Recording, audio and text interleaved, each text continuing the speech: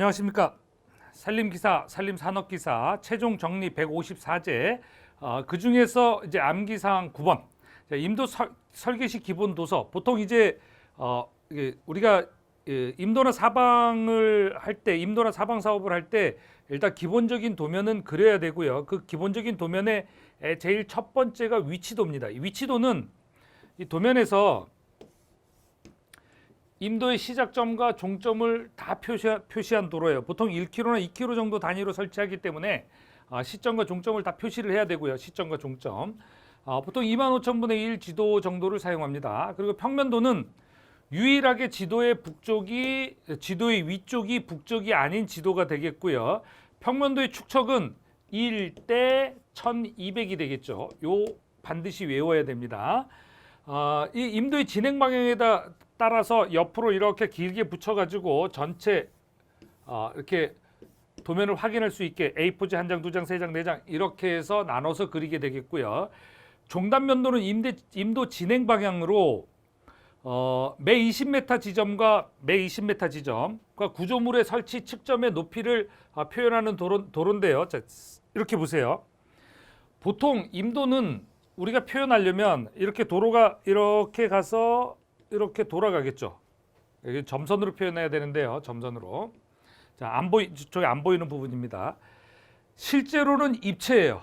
그죠? 현실적으로는 3D 입체인데 이 3차원 입체를 우리가 어떻게 표현할 거냐? 사실 3차원으로 그대로 나타내면 보관도 어려워요. 그러니까 우리가 지도라는 걸 표현할 때도 2D, 그러니까 2차원으로 표시할 수밖에 없다는 거죠. 우리 기록 매체가 종이니까요. 매번 다 컴퓨터로 할 수는 없는 거 아니에요. 그러다 보니까 이제 컴퓨터로 해도 비용도 비싸지고 검토도 어렵고 이렇게 되니까 이 3차원인 임도를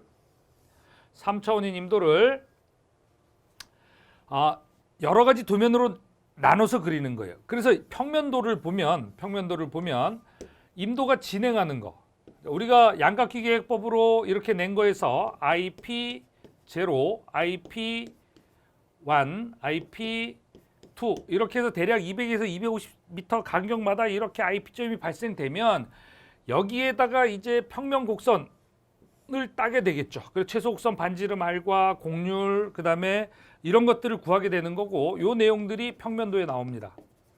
그래서 평면도의 축척 일단 꼭 기억하시고요. 1대 1200. 얘는 1대 1200 이렇게 쓰셔도 되고요.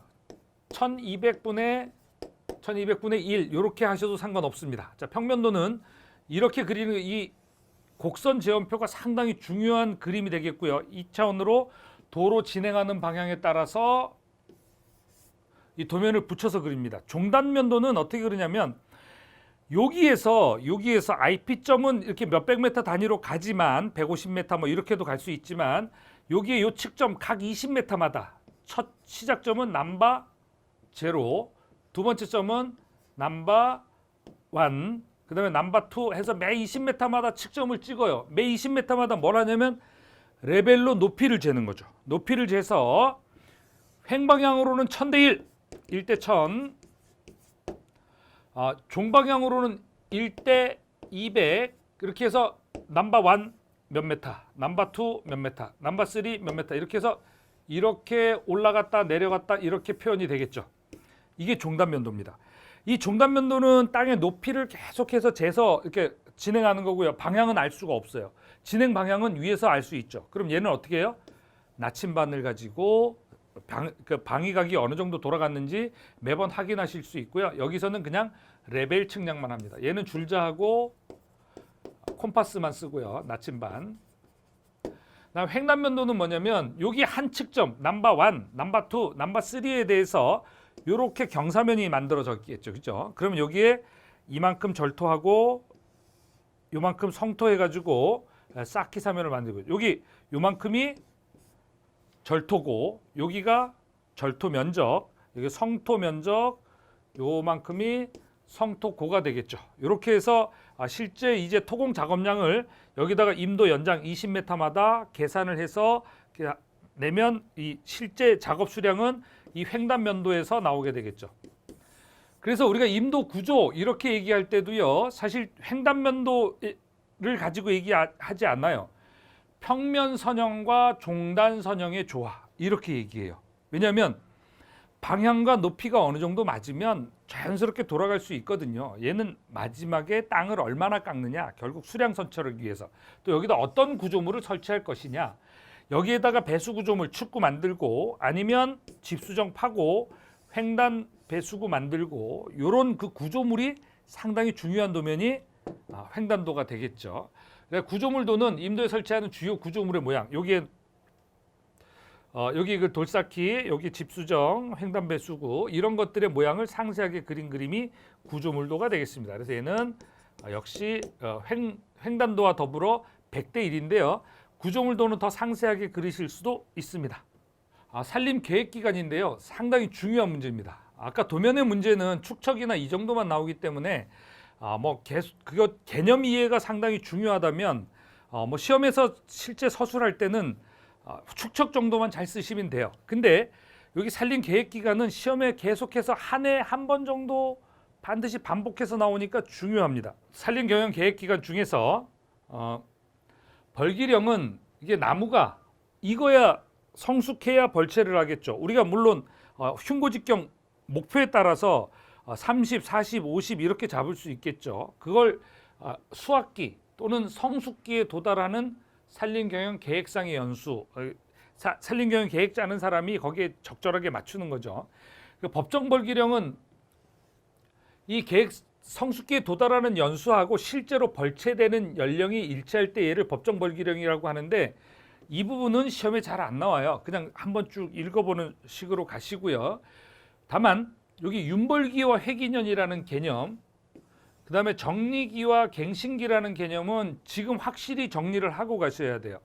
자, 여기 윤벌기에는 개벌이라는 말은 깔려 있지 않아요. 그렇지만 윤벌, 돌아가면서 벌, 수확한다, 벌채한다는 얘기가 되겠죠. 그러면 매년 심고 매년 수확하는 거예요. 그걸 우리가 그 보속 생산한다고 하는데 만약에 산림 생산 기간이 30년이다.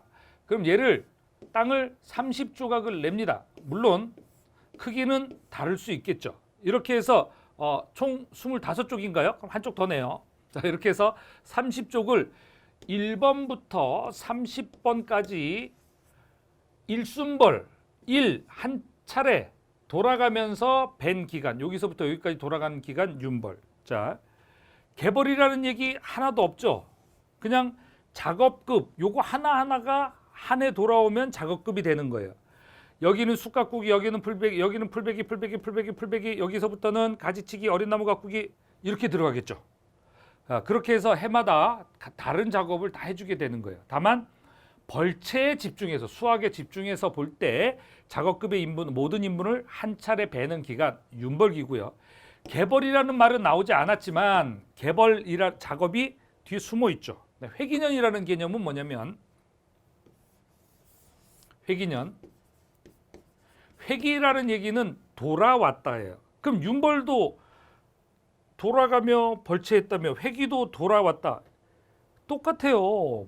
어휘로는 그렇지만 우리가 정의할 때는 산림 경영학에서 정의할 때는 이렇게 정의하는 게 아니라 이 택벌된 벌구가 한 차례 우리가 골라가지고 벌채를 하게 되는데 벌구식 택벌에 있어서 벌구식 택벌은 벌채 구역을 나눠서 벌채 구역을 1번부터 하나, 둘, 셋, 넷, 다섯, 여섯, 12개로 나누고 한 구역에 대해서만 벌채를 하는 방식. 단목 택벌은 면적이 좁을 경우에 하지만 면적이 조금 큰 경우에는 이렇게 벌구식 택벌을 하게 되는데 여기 택벌된 벌구 이렇게 나왔으니까 벌구식 택벌이라는 말이 그냥 딱 튀어나오는 거죠. 그래서 택벌된 벌구가 다시 택벌될 때까지의 기간, 다시 벌채될 때까지의 기간. 벌구식 택벌에 있어서 한 번 택벌된 구역이 다시 한번 벌채되는 기간 이렇게 나누시면 돼요. 여기는 뭐가 나와요? 벌구식 택벌. 벌구 어렵죠, 그죠? 안 어렵습니다. 벌채 구역이에요. 그리고 제 별명이 벌구예요. 제 별명은 뭐냐면 입만 벌리면 구라 벌구예요. 그래서 기억하시기 좋죠? 기억하시기 나쁘신가요? 자, 벌구 이러면 일단 절 기억하세요. 입만 벌리면 구라구나. 조심하세요. 어디서 구라가 나올지 모르니까. 최소한 시험하고 관련된 건 구라 안 칩니다. 그러니까 믿으시고. 그다음에 이제 정리기와 갱신기가 있는데요. 비슷한 말이지만 달라요. 갱신이란 얘기는 여기서 벌채가 되면 다시 조림될 때까지의 기간이 갱신이죠. 그죠? 근데 이 정리기, 갱신기, 갱정기, 계량기, 이 얘기는 뭐냐면 계량 좋게 만든다는 얘기. 불법정림을 법정림으로 정리한다는 얘기. 이렇게 갱정 좋게 바르게 고친다는 얘기. 이런 의미예요. 근데 얘를 다른 거를 다 연관짓지 마시고요. 이거 하나하고 관련짓세요. 객관식 공부할 때 공부하셨죠? 교차식. 교차식에서 우리가 그 벌채량 계산할 때 어떻게 계산했냐면 일단 생장량에서 카메랄 탁스식하고 하이어식이 이제 교차식에 해당하는 거고요. 교차법에 해당하는 거고 생장량에서 플러스 해줘요. 어떻게 플러스 해주면 여기에 정리기, 갱정기, 그 다음에 계량기 같은 의미예요. 그래서 여기서 현재 축적 빼기 법정 축적 이렇게 하시면 자 현실 축적이 법정 축적보다 많으면 어떻게 돼요? 생장 수확을 더하는 거죠. 이게 수확량이니까 산림경영학에서 수확 조절은 상당히 중요해요. 그러면 법정 축적보다 현실 축적이 적으면 빼주게 되죠. 여기서 교차법의 교차는 큰 값에서 작은 값을 뺀다는 의미예요. 이렇게 크로스된다는 의미가 아니고 그래서 큰 값에서 작은 값을 빼서 이 값을 한 해 자란 생장량하고 비교해서 더 뺄 거냐 덜 뺄 거냐 이렇게 정리해서 수확량을 조절하는 방법 얘가 교차법인데요. 이렇게 생각하시면 돼요. 큰 값에서 작은 값을 빼니까 어떻게 해요? 일교차가 뭐죠? 가장 온도가 높을 때와 가장 온도가 낮을 때의 온도차를 일교차라고 하죠. 그 교차예요. 자, 꼭 기억하셔야 됩니다. 윤벌기에는 개벌이라는 단어가 안 나오고 일순벌 한 차례 벌채한다. 작업급을 일술벌한다. 키워드 두 개가 되겠고 회기년은 벌구식 택벌. 그 다음에 정리기에서는 불법정림을 법정림으로 바꾸는데 보통 이렇게 해서 현실 축적하고 법정 축적하고 차이를 비교해서 대략 훈데스하겐 같은 경우 10년 정도를 잡았다고 해요. 그래서 카메랄 탁세법에서도 대략 10년 정도.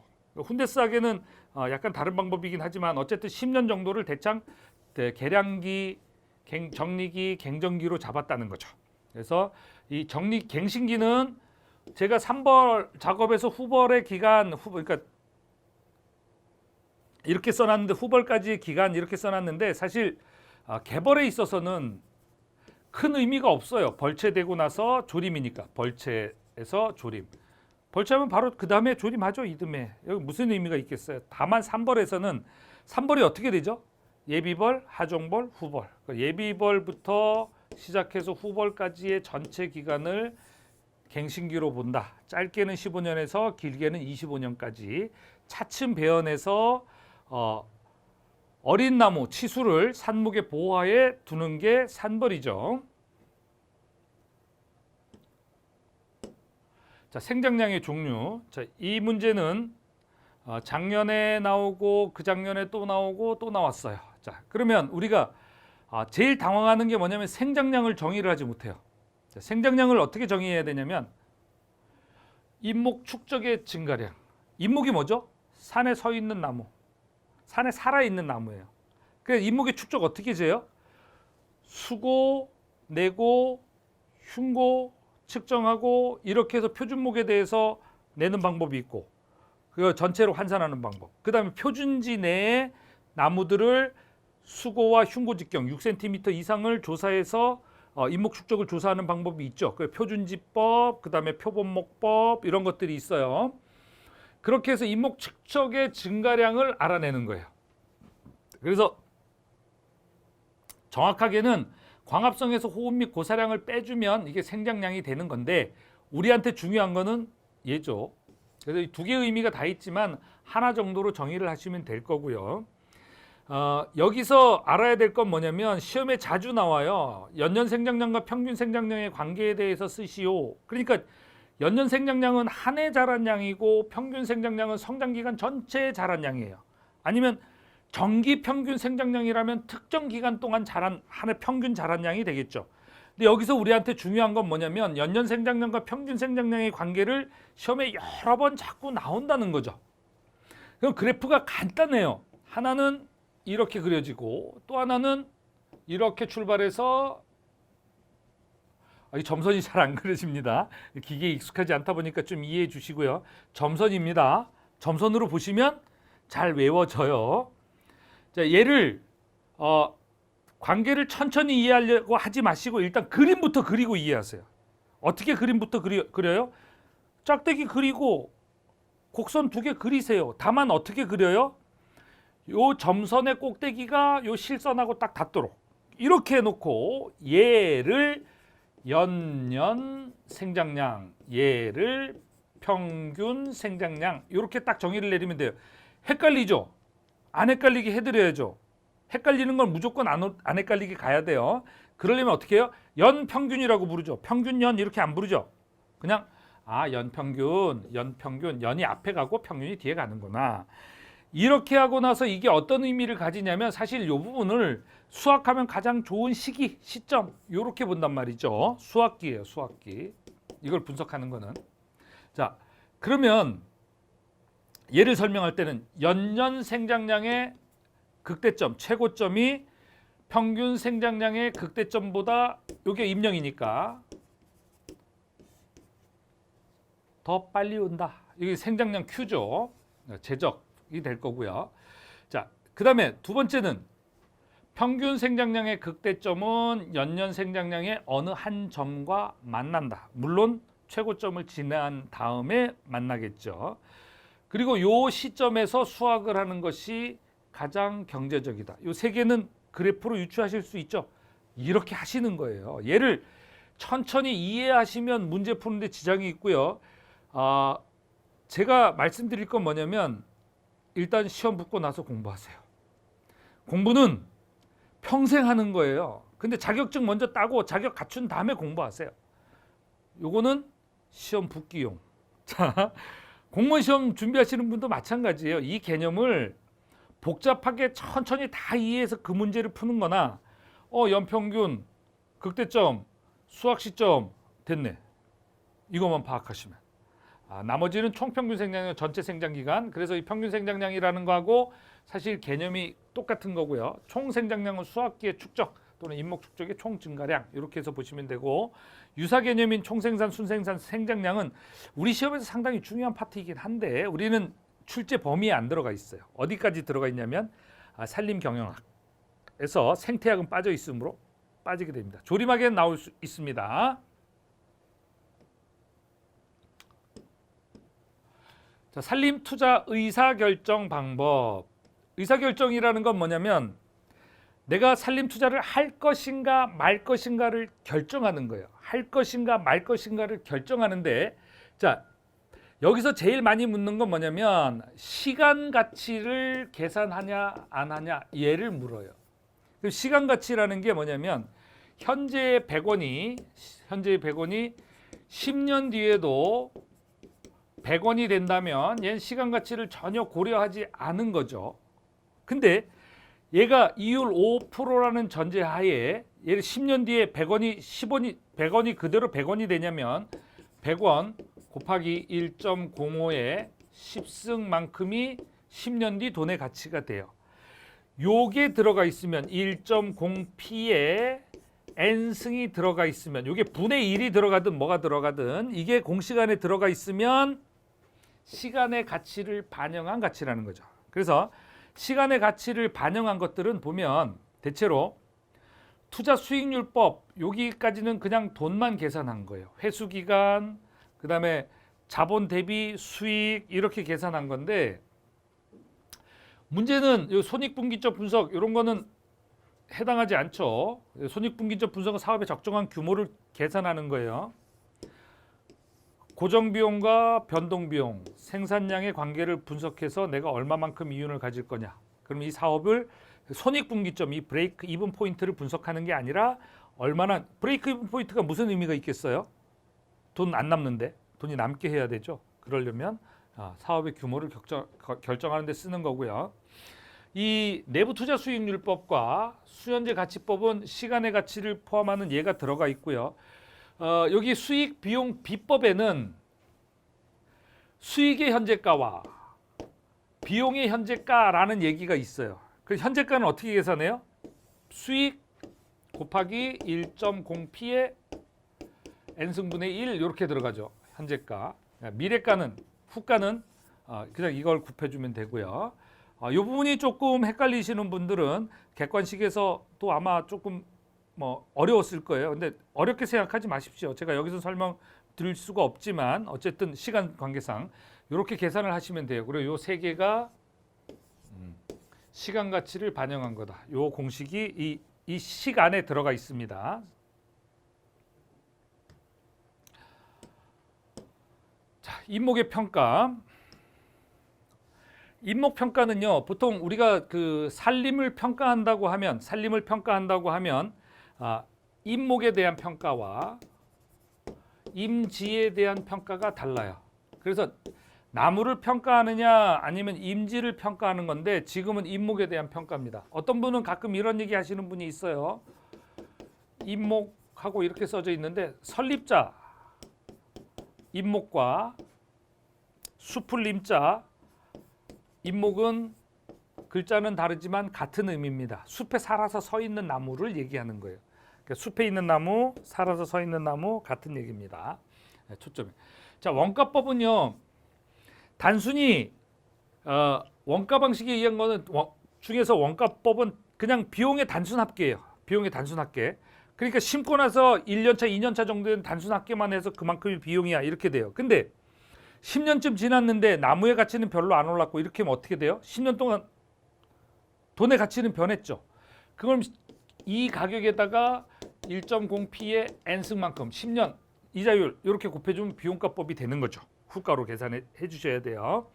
자, 수익 방식에 의한 건 기만가법, 수익환원법이 있는데 그냥 기만가법 하나만 알아두시는 것도 나쁘진 않아요. 기만가법이라는 건 뭐냐면 이제 수학 시기가 다가왔는데 자, 벌기령이 50년인데 40년쯤이에요. 그러면 한 기만가라는 말이 약간 어색하다 이렇게 싶으면 그냥 기대값 이렇게 하셔도 돼요. 이 기대값 그 최종 수확 시기에 얼마를 받을 수 있을 것이냐, 걔를 기대값이라고 해요. 그래서 애초에 조림됐던 가격에다가 이제 최종 주벌 수익의 가격 그리고 간벌 수입 이런 것들을 다 계산해서 하고요. 시험에 나오는 거는 일단 기만가법, 그다음에 글라제르식. 글라제르식의 핵심은 뭐죠? 주벌 수익과 빼기 조림비를 곱하기 윤벌기의 제곱에 현재 평가 시점의 제곱 플러스 조림비. 사실 조림비는 이 이중적인 성격을 가지고 있어요. 얘는 경험식이에요. 왜 이렇게 되느냐 따지시면 안 돼요.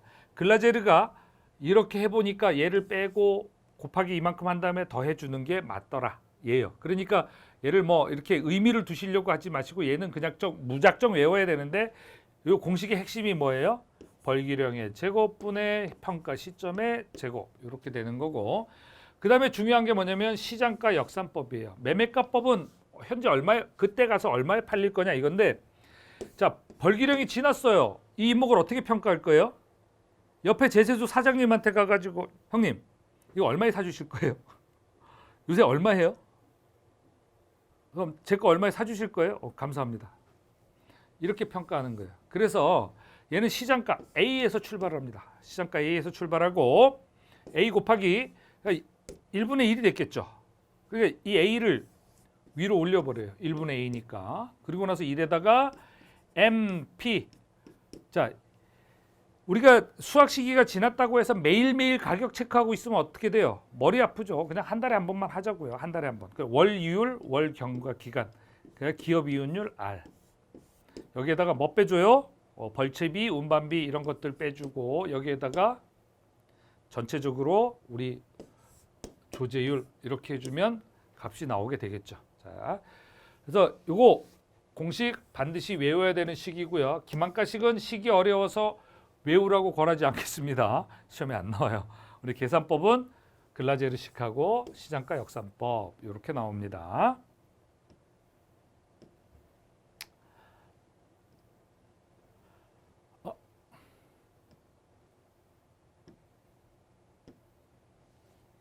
산림휴양림의 형태. 이 산림휴양림 같은 경우는 사실 뜨거운 감자예요. 왜냐하면 시험에 워낙 중구난방으로 여기저기 많이 나오고 얘를 어떻게 정리해야 될지 사실 좀 난감한 부분이에요.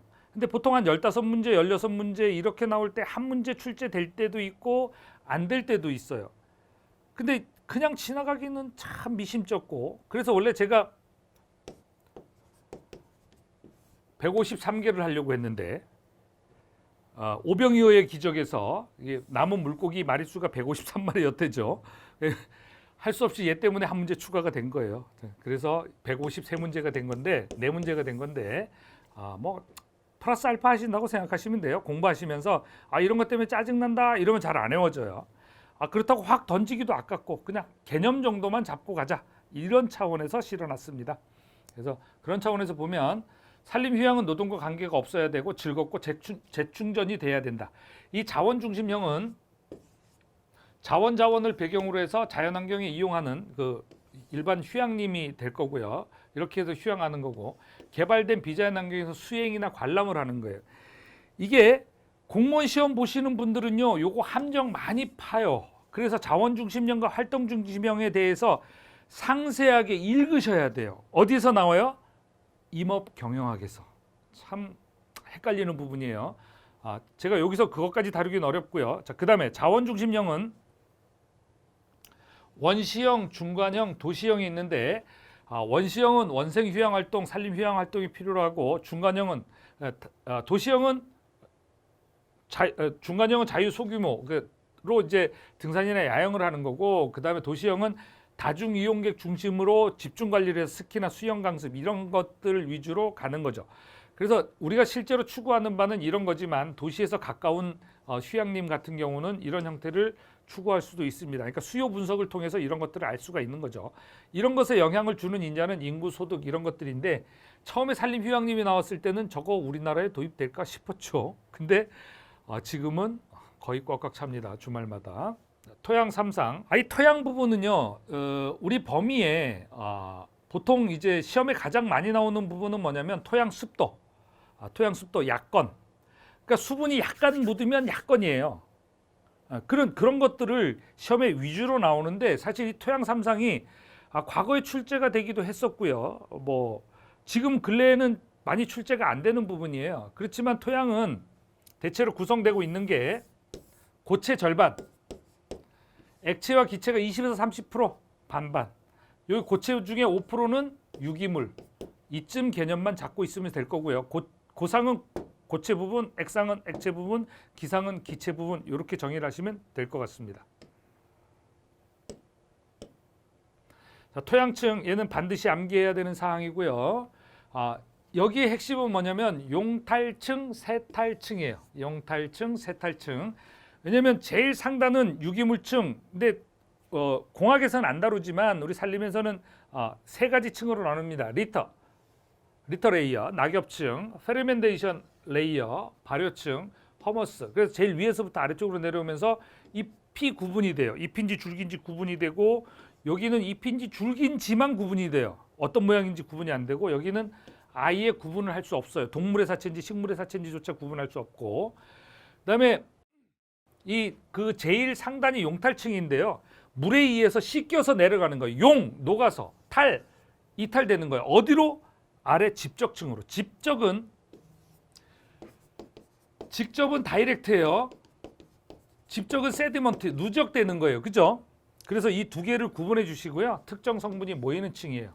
그래서 난데림의 적색 라테라이트 톤은 다 용탈되고 산화알루미늄, 산화철만 남은 층이에요.